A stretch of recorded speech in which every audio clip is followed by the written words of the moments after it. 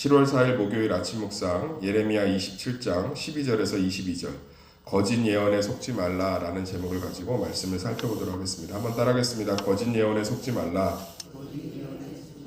지금 이제 예레미야는 바벨론에게 완전히 망할 거고 포로로 끌려갈 거니까 그렇게 받아들여라 이렇게 예언하고 있고, 이제 뒤에 나면 이제 하나니아가 나오는데 거짓 선지자들을 중심으로 대제사장들을 중심으로 그렇지 않다, 바벨론에 끌려가지 않고 하나님 우리를 지키실 거다, 이렇게 이제 설교하고 있는 거죠. 만약 이런 상황이 되면 저는 자신 없어요. 저는 예레미야 편에 쓸 자신이. 만약에 북한이 쳐들어온다고 선전포고를 했다고 합시다. 36시간 안에 남한을 침공하겠다고 선전포고를 했다 칩시다. 그럼 강단에서 무슨 설교를 해야 됩니까?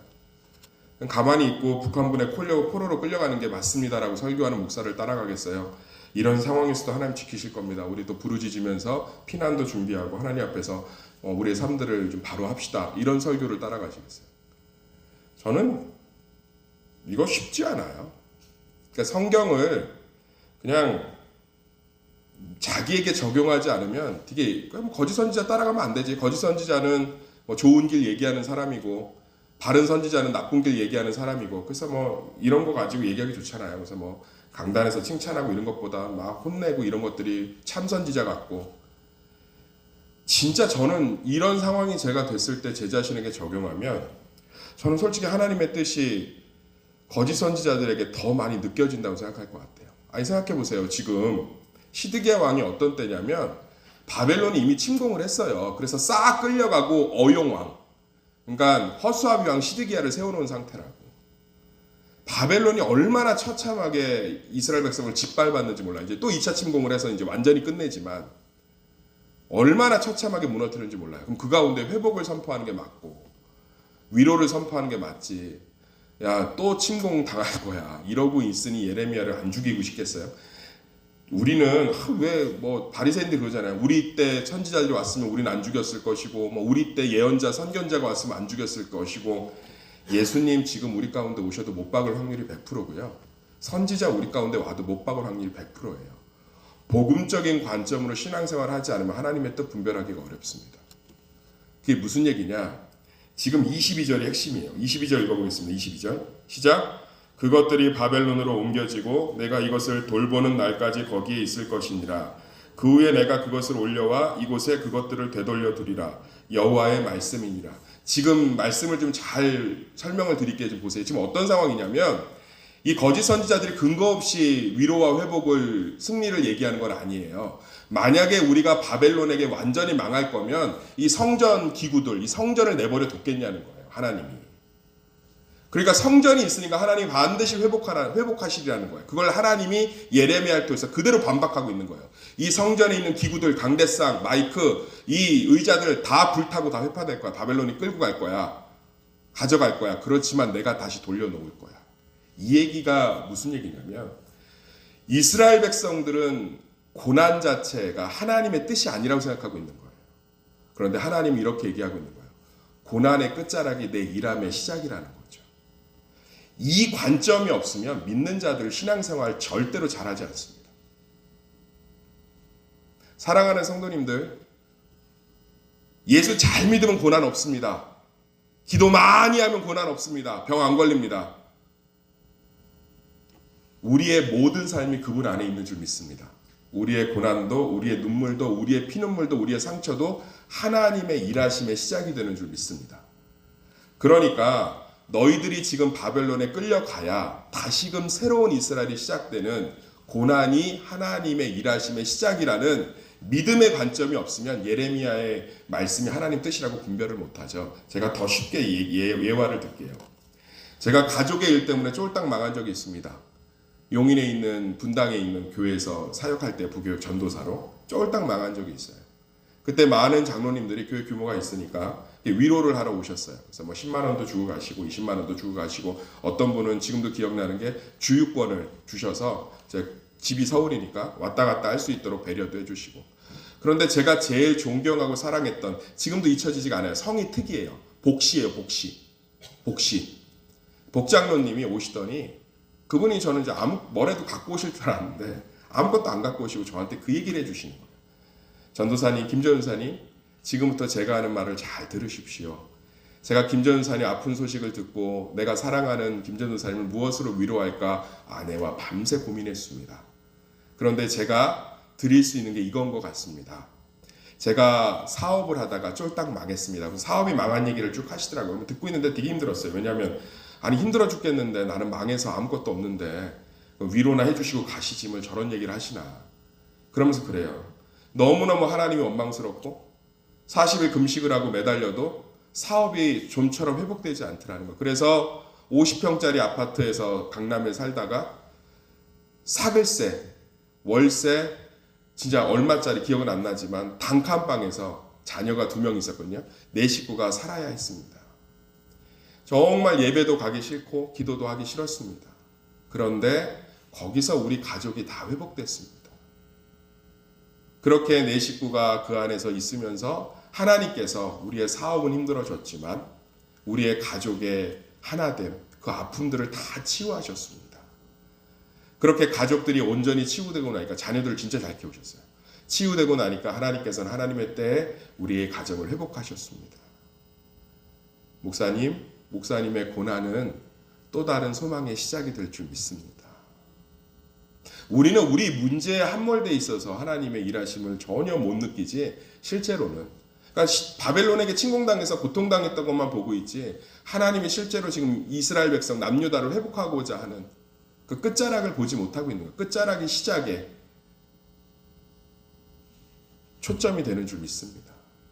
사랑하는 성도님들, 우리의 고난은 우리의 슬픔은 우리의 아픔은 그래서 놀라운 소망이 되는 거예요. 저는 지금도 그 장로님의 위로가 진짜 참된 하나님의 위로였다는 확신이 있습니다. 우리는 우리 삶의 고난, 머리카락 하나 빠지는 것까지 주관하시는 하나님의 사랑의 관점으로 보세요. 우리 자녀들이 고난당하는 거 좋아합니까? 제가 신방 다니고 얘기 들어보면 내 새끼 아프고 힘든 거 견디질 못하시더라고요. 하나님은 왜 나보다 사랑이 작을 거라고 생각하죠? 나는 능력이 없어 사업자금 못 도와주고 나는 능력이 없어 그 병 못 고치고 나는 능력이 없어 내 자식 힘든 거 해결 못 해주지만 하나님이 해결할 수 있잖아요. 그런데 하나님이 이스라엘 백성 바벨론이요? 하나님이 천사 한두 영도 아니고요. 그냥 말 한마디면 끝나요. 아람 군대를 얼마나 많이 하나님께서 물리치셨고 이스라엘을 얼마나 많은 원수들로부터 아말렉으로부터 미디안으로부터 얼마나 많이 구원하셨습니까? 그런데 하나님이 바벨론에 이스라엘을 넘기실 때는 하나님의 일하심의 시작이 되는 줄 믿습니다. 그 관점이 없으면 하나님 편에 설 수가 없어요. 교회 일 하다가 안 좋은 일이 있어. 내가 저주받았나? 안 좋은 일 생기면 뭐가 어떻게 됐나? 우리의 고난은 하나님이 허락하시지 않으면 한 터락도 일어날 수 없습니다. 할렐루야. 마귀하고 하나님은 대적의 관계가 아니에요. 꼼짝도 못해요. 욥기서 보면 욥 괴롭히는 것도 하나님께 허락받아야 돼요. TV 문화가 만들어낸 이런 잘못된 관점이 우리 안에 녹아들어 있어요. 하나님하고 마귀하고 예수님이 언제 한번 소리치면서 마귀 물리치신 거 보셨어요? 물러가라! 예수의 이름으로 물러가라! 진을 쏟고 성경 전체 읽어보세요. 딱 한마디씩밖에 안 해요. 나가라, 떠나라. 원어로 하면 꺼져라. 입 다물어라. 그냥 명령이에요. 기독교로 이 마귀 관련된 영화를 못 만들어요. 왠지 아세요? 재미가 없죠. 천주교 신부들처럼 성수 뿌리고 애를 쓰고 이러면 얼마나 다이나믹하고 재밌어져요. 기승전결이 있는데. 예수님 그런 적이 없어요. 마귀하고 천사를 단 한 번도 싸운 적이 없어요. 그냥 무조건 명령하셨어요. 가라, 떠나라, 나가라. 사랑하는 성도님들, 우리의 삶은 온전히 하나님의 사랑 가운데 있는 줄 믿습니다. 그렇기 때문에 우리의 고난은 하나님의 일하심의 시작이 되는 줄 믿습니다. 제가 굉장히 어렵게 되었을 때 저를 굉장히 아껴주시는 교수님 계셨어요. 성복중앙교회 엄청 크죠. 이천성 목사님, 한월산 기동 그죠? 그 목사님 후임자예요. 당회실이 우리 교회 본당 반만해요. 당회실이. 제가 들어갔는데 비서실 따로 있고 제가 그렇게 힘들어졌는데 오시라고 그러더라고요. 저 등록금도 가끔 챙겨주시고 굉장히 잘 챙겨주셨던 멘토 교수님이에요. 지금 미국 가서 목회하고 계시는데 은퇴하셨겠네요. 근데 차를 갖고 오라고 하더라고요. 차가 없다고 그랬더니 빌려서라도 갖고 오래. 얼마나 많은 걸 채워주시려나. 그래갖고 막 신이 나서 항상 도움을 주셨던 분이니까 갔어요. 비서실 통해서 이제 들어갔더니 교수님이 저한테 그러더라고요. 따라 들어오라고 하더라고요. 근데 안에 들어갔더니 또 담임 목사님 실은 또 따로 있어요. 근데 거기 벽장 전체가 책이에요. 똑같은 얘기를 하는 거예요.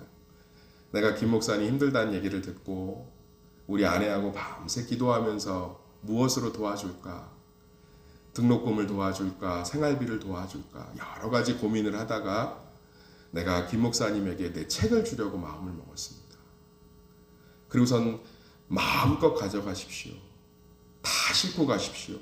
김 목사님의 절망은 또 다른 하나님의 일하심의 시작입니다. 이 시간에 성경하고 책 많이 읽으십시오. 그때는 이해할 수 없었어요. 그 책을 실으면서도 이 뭐야? 아니, 나는 지금 이 문제를 해결해주고 차라리 등록금을 해결해주고 내가 편안하게 학교를 다닐 수 있게 해주는데 고마운 거지. 이게 뭐야? 그리고 저는 뭐 속으로 겉으로는 감사하다고 하지만 속으로는 투덜투덜하면서 이거 헌책방에 팔아먹어야겠다고 다 싫었어. 다 싫었다고. 그 책이 지금 제 목회에 초석이 되고 있습니다. 저희 집에 그대로 다 꽂혀 있어요. 다 꽂혀 있다고.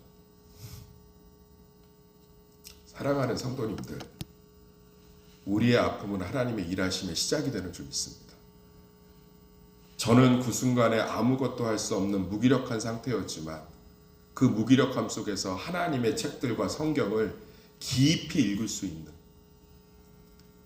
일반 신학생들이 그 학년 때 읽을 수 없는 수많은 책들을 읽는 온전한 시간이 되었습니다. 지금 바벨론의 포로로 끌려가고 있지만 그것은 새로운 이스라엘의 시작이었습니다. 사랑하는 성도님들, 우리 삶의 아픔은 하나님의 일하심의 시작이기 때문에 하나님께서 자기 아들을 내어주실 만큼 눈동자같이 지키시는 우리에게 허락하신 시간인 줄 믿습니다. 그 소망과 기대함으로 끝까지 믿음 잃지 않고 하나님의 손 잡고 가시기를 예수의 이름으로 축원합니다.